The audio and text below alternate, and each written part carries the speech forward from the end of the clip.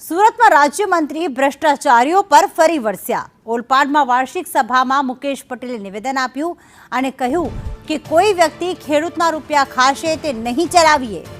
મારે કોઈ સહકારી મંડળીમાં જવું નથી। 1 રૂપિયો ખાધો હોય કે 5 લાખ, હું કોઈને છોડવાનો નથી। મારે કોઈ મંત્રીને અંદર જવું નથી, પણ મારા સભાસદના, મારા ખેડૂતના 1 રૂપિયો ખાસે નહીં છોડવાનું નથી। એ 500 રૂપિયા હોય કે 5000 હોય કે 5 લાખ રૂપિયા હોય, હું કોઈને પણ છોડવાનો નથી।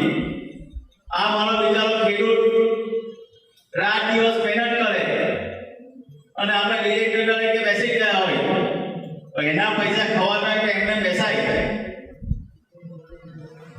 આ મારી